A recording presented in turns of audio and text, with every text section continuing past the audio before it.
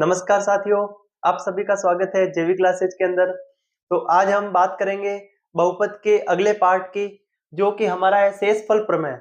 बहुपद टॉपिक को हमने कल स्टार्ट किया है, उसका एक पार्ट हमने पढ़ा है। आज हम उसके अगले पार्ट की बात करेंगे, जिसमें हम कुछ शेषफल प्रमेय यहाँ से प्रश्न एग्जाम में पूछते भी हैं और कई बार रीट के एग्जाम में प्रश्न पूछा हुआ भी है, और किस किस प्रकार का प्रश्न बन सकता है उन सभी की आज हम इस वीडियो के माध्यम से बात करेंगे। तो वीडियो के लास्ट तक बने रहिए, और अगर आप इस चैनल पर नए हैं तो एक बार चैनल को सब्सक्राइब जरूर करें। देखिए, आज हम बात करेंगे कि शेषफल प्रमेय जो होती है ना, वो क्या होती है, उसमें अगर ऐसा कुछ प्रश्न आता है तो हमको कैसे सॉल्व करना है। हम पहले कुछ बेसिक से प्रश्नों की बात करेंगे, उसके अंदर ही हम समझेंगे कि शेषफल प्रमेय आखिर होती क्या है, किस प्रकार के सवाल हमको यहाँ पे देखने को मिलेंगे। तो उन सभी की आज हम बात करेंगे। तो देखिए, बिना भाग दिए बताइए कि x cube minus 3x² plus 4x minus 5 को x माइनस 2 से विभाजित किया जाए तो शेषफल क्या होगा।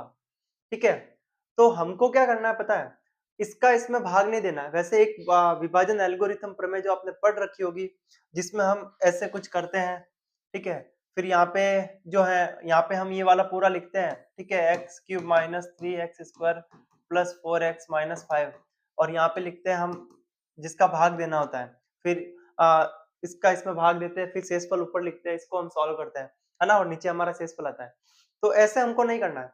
इन्होंने पहले ही बोल दिया बिना भाग दिए, हमको भाग नहीं देना और डायरेक्ट बताना शेषफल क्या होगा। ऐसी कंडीशन में हमको क्या करना है, तो देखिए, ऐसी कंडीशन में हमको करना है कि जिसका भाग देना है ना, जो संख्या लिखी हुई है जिसका भाग देना है, उसको क्या करो, जीरो के बराबर रखो।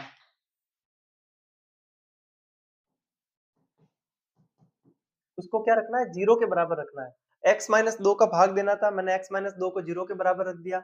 ये दो जैसे ही उस तरफ जाएगा तो किसका, प्लस का हो जाएगा। तो x की वैल्यू हमारे पास कितनी आ जाएगी, 2। ये हमारे पास x का मान आ गया। अब हमको क्या करना है, यहाँ से x का मान इस समीकरण में रखना है। जैसे ही समीकरण में रखेंगे ना, तो हमारे पास में जो संख्या बचेगी वही हमारा क्या होगा, शेषफल हो जाएगा। ठीक है, अब देखिए,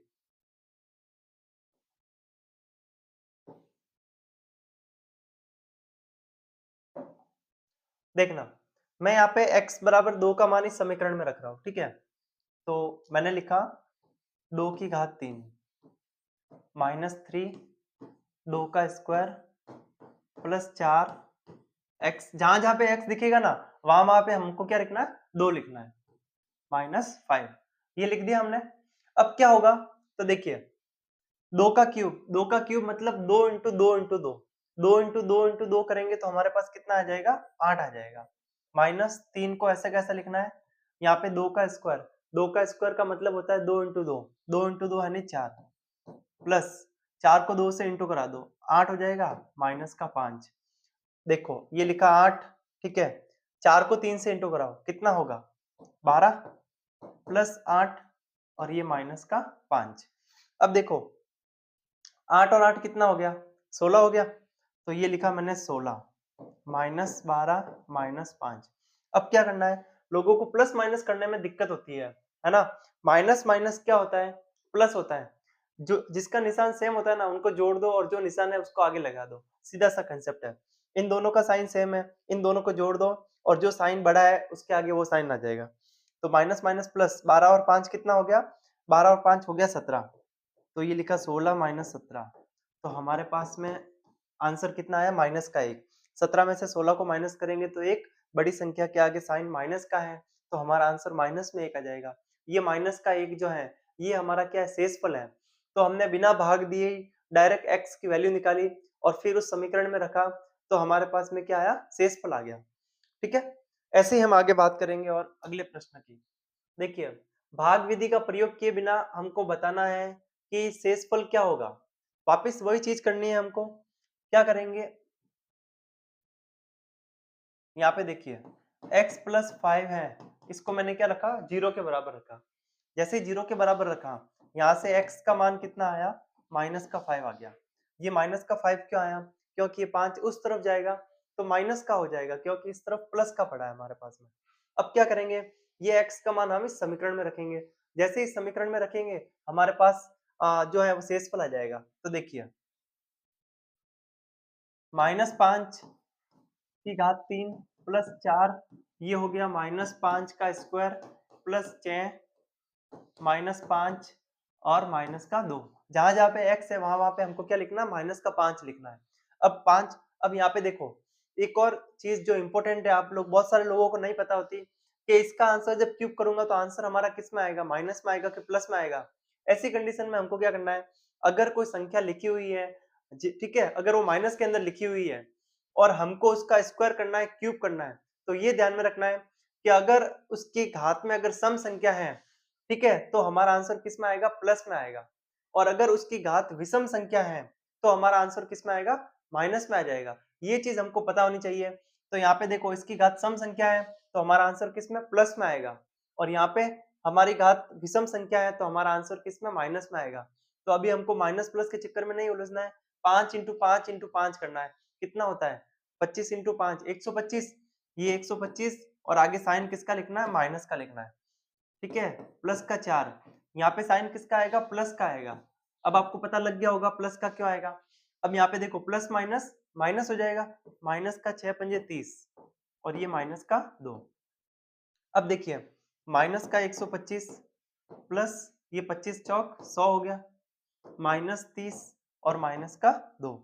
अब देखो माइनस माइनस वालों को जोड़ दो एक बार, तो या फिर एक काम करते हैं, 125 में से 100 को घटा दो, कितना आ जाएगा, माइनस का 25, माइनस 30 और माइनस का 2, ठीक है। 125 में से 100 माइनस होगा तो माइनस का ही तो आएगा, क्योंकि बड़ी संख्या के आगे माइनस का साइन है। अब इन तीनों के साइन सेम है तो तीनों को प्लस कर दो, आगे माइनस का साइन लगा दो। 25 और 30 कितना हो गया हमारा, 55 और 2 57 और आगे माइनस का साइन। तो ये माइनस का 57 जो है ये हमारा करेक्ट आंसर आ जाएगा इस प्रश्न का। हमने पहले x प्लस 5 को 0 के बराबर रखा तो x का मान आया माइनस का 5, वो x का मान -5 इस समीकरण में रखा तो हमारे पास में क्या आया, शेषफल आ गया, ठीक है। अब देखिए अगर लिखा हुआ है का शून्यक ज्ञात करना है, शून्यक का मतलब क्या होता है, इस प्रश्न में आगे भी हम बात करेंगे कि इनका शून्यक alpha plus beta, alpha into gamma, उनकी भी बात करेंगे हम। लेकिन अभी हम बेसिक से स्टार्ट कर रहे हैं तो डायरेक्ट मैं आपको वो चीज नहीं बताऊंगा, धीरे धीरे हम उन वाले प्रश्नों पे भी आएंगे। शून्यक का मतलब होता है कि जो x का मान होता है, मैंने अगर कोई समीकरण भी लिखा, जैसे कि मैंने लिखा ये है, ठीक है, मुझे प्रश्न में दिया हुआ है कि इनके शून्यक निकालो। तो शून्यक का मतलब क्या होता है, सीधा सीधा आप सभी को भी पता होना चाहिए कि यहाँ से जो x का मान आएगा ना वही हमारा क्या हो जाएगा, शून्यक हो जाएगा। तो x का मान आएगा वही हमारा शून्यक होगा। दूसरी बात, यहाँ से x की अधिकतम घात कितनी है, 2 है, तो x के कितने मान आएंगे, 2 मान आएंगे, तो वह 2 मान हमारे क्या हो जाएंगे, शून्यक हो जाएंगे। तीसरी बात कि जो x के मान आएंगे उनको ही हम शून्यक बोलते हैं और उनको ही हम उस समीकरण के क्या बोलते हैं, मूल भी बोलते हैं, या उस समीकरण का मान जो भी है वह भी वही संख्या होगी। तो शून्यक बोलो, उनके मूल बोलो, सभी एक ही बात है, ठीक है।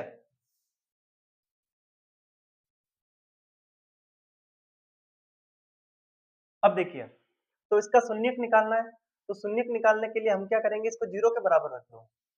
3x प्लस 5 को मैंने 0 के बराबर रखा, तो 3x, ये 5 उस तरफ गया तो किसका हो गया, माइनस का। तो x का मान कितना, माइनस का 5/3, ये हमारे पास आ गया x का मान। और x का मान ही हमारा क्या होता है, शून्यक होता है, ठीक है। तो यहाँ से हमारा शून्यक कितना आया, माइनस का 5/3 हमारा आंसर आ गया। अब देखिए आगे, निम्न में से बहुपद है, हमने कल बात की थी बहुपद क्या होता है, बेसिक बहुपद के कंसेप्ट की बात की थी, तो उसी के ऊपर कुछ प्रश्न है जिससे हमको पता लगेगा कि हमने जो पढ़ा है वो हमको समझ में आ भी रहा है या कि नहीं आ रहा है। तो देखिए बहुपद है, अब ये देखिए यहाँ पे ये वाली चीज तो बहुपद है, लेकिन इसके पास में जो लिखा हुआ ना ये बहुपद नहीं है, क्योंकि जैसे ही ऊपर जाएगा इसकी घात क्या हो जाएगी, माइनस की हो जाएगी। और अगर किसी चर की घात माइनस में होती है, हमने बहुपद की डेफिनेशन क्या पढ़ी थी कि अगर कोई चर है तो और उसकी घात जो है ना वह कभी भी क्या नहीं होनी चाहिए, या तो माइनस में नहीं होनी चाहिए या बट्टे में नहीं होनी चाहिए, है ना। इसका मतलब बहुपद की घात हमेशा क्या होगी, पूर्ण संख्या होगी, इस बात को ध्यान रखना है। तो ये हमारा आंसर होगा नहीं। ये देखो ये भी हमारा आंसर नहीं होगा, क्यों, क्योंकि इसका मतलब कितना है, x की घात 1/2, तो इसका मतलब ये भी हमारा आंसर नहीं होगा। फिर बात करेंगे ये, ठीक है। तो यहाँ पे देखो मैं अभी भी वो बोल रहा हूँ कि चर की घात की बात होगी, जब भी बहुपद की बात होगी ना तो चर की घात पूर्ण संख्या होनी चाहिए, ये कांस्टेंट है, ये अचर है, इसकी घात कुछ भी हो सकती है, इसकी हमने बात नहीं की है ना? तो ये हमारा बहुपद होगा, इसमें इसका कोई रोल नहीं है। आप ये नहीं बोल सकते कि सर इसकी घात भी तो 1/2 है, लेकिन ये हमारा अचर है और मैं बात कर रहा हूँ चर की। चर की घात जो है वो पूर्ण संख्या होनी चाहिए। यहाँ पे वापस देखो ये चीज है जो कि हमारा बहुपद नहीं है, इस बात को समझना है हमको। अब देखिए निम्न में से रेखिक बहुपद है। रेखिक बहुपद का मतलब क्या होता है? रेखिक बहुपद का मतलब होता है कि जिस चर की घात कितनी हो, एक हो या फिर उसके ऊपर कुछ घात नहीं लगी हो। अब देखिए आपको देखते ही समझ में आ जाएगा, ये हमारा आंसर नहीं होगा, ये भी नहीं होगा, ये भी नहीं होगा, ये हमारा करेक्ट आंसर हो जाएगा क्योंकि इसकी घात कितनी है? एक है। अब आगे बात करते हैं अचर बहुपद की घात कितनी होती है। अचर बहुपद का मतलब कांस्टेंट, ठीक है, उस संख्या में x है ही नहीं तो उसकी घात कितनी होगी? जीरो हो जाएगी, है ना? अचर बहुपद की घात कितनी होती है? जीरो होती है, इस बात को भी ध्यान रखना है। अब रेखिक बहुपद का शून्यक निकालना है, वापस वही प्रश्न अभी हमने देखा था, तो इसको हम क्या करेंगे? जीरो के बराबर रखेंगे।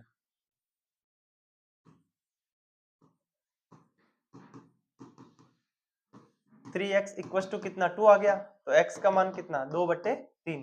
तो यहां से हमारा शून्य कितना आ जाएगा? 2/3 हमारा आंसर आ जाएगा।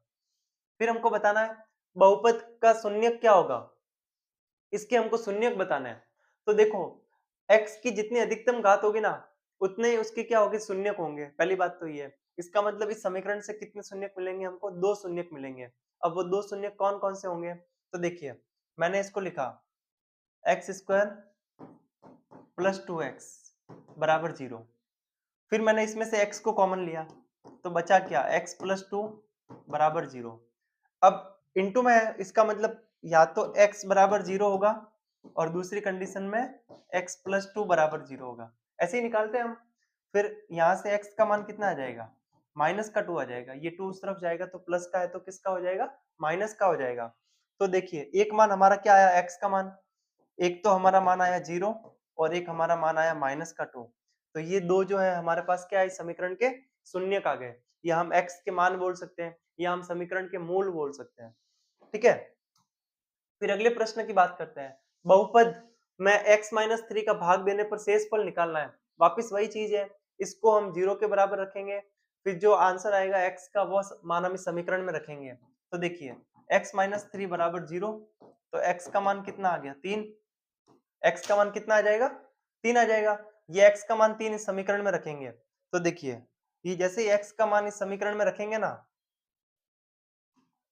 देखना 3 की घात 3 माइनस 3 प्लस 3, ठीक है।